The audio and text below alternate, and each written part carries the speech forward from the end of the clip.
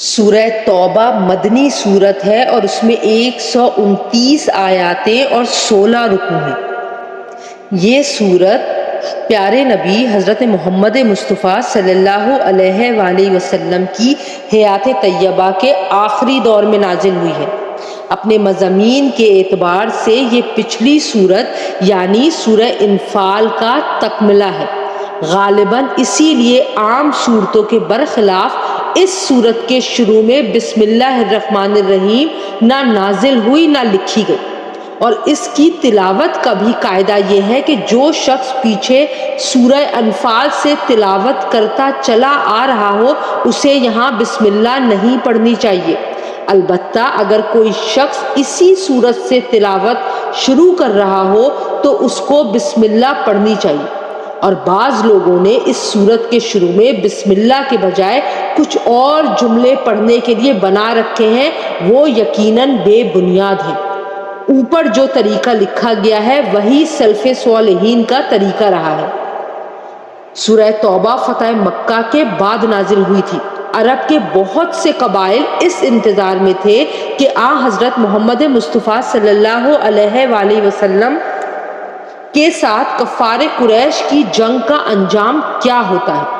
جب قریش نے حدیبیہ والا معاہدہ توڑ دیا تو پیارے نبی حضرت محمد مصطفیٰ صلی اللہ علیہ وآلہ وسلم نے مکہ مکرمہ پر حملہ کیا اور کسی خاص خون ریزی کے بغیر اسے فتح کر لیا۔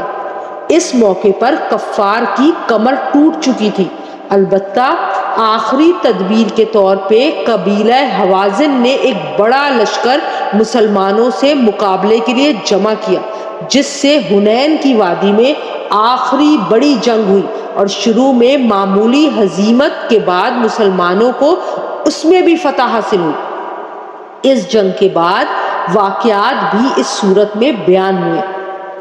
اب عرب کے جو قبائل قریش کی وجہ سے اسلام قبول کرنے سے ڈرتے تھے یا ان کی جنگوں کے آخری انجام کے منتظر تھے، ان کے دل سے اسلام کے خلاف ہر رکاوٹ دور ہو گئی، اور وہ جوق در جوق مدینہ منورہ آ کر مسلمان ہوئے، اور اس طرح جزیرہ عرب کے بیشتر علاقے پر اسلام کا پرچم لہرانے لگا۔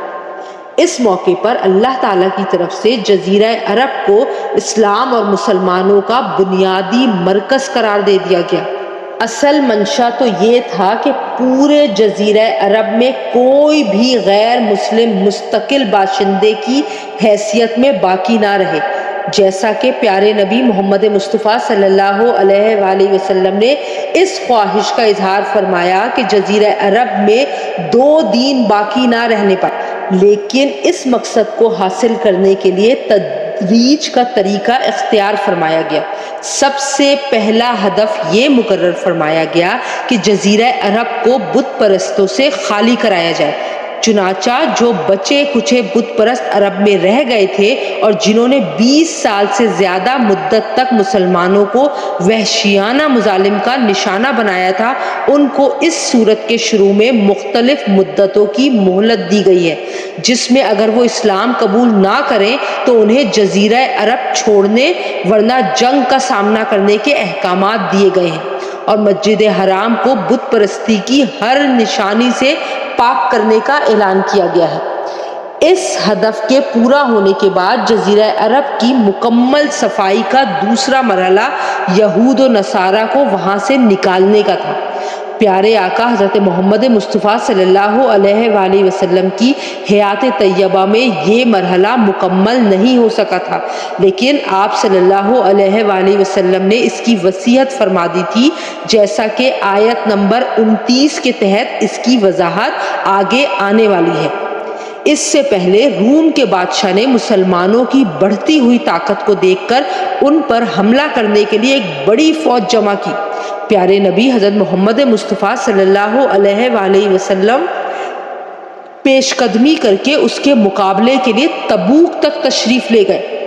اس صورت کا بہت بڑا حصہ اس مہم کے مختلف پہلوؤں پر روشنی ڈالتا ہے۔ منافقین کی بری کاروائیاں مسلسل جاری تھیں۔ اس صورت میں ان کی بدعنوانیوں کو بھی تشت ازبام کیا گیا ہے۔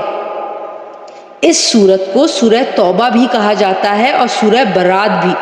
برات اس لیے کہ اس کے شروع میں مشرکین سے برات اور دستبرداری کا اعلان کیا گیا ہے، اور توبہ اس لیے کہ اس میں بعض ان صحابہ کرام کی توبہ قبول ہونے کا ذکر ہے جنہوں نے تبوک کی مہم میں حصہ نہیں لیا تھا اور بعد میں اپنی اس غلطی پر توبہ کی تھی۔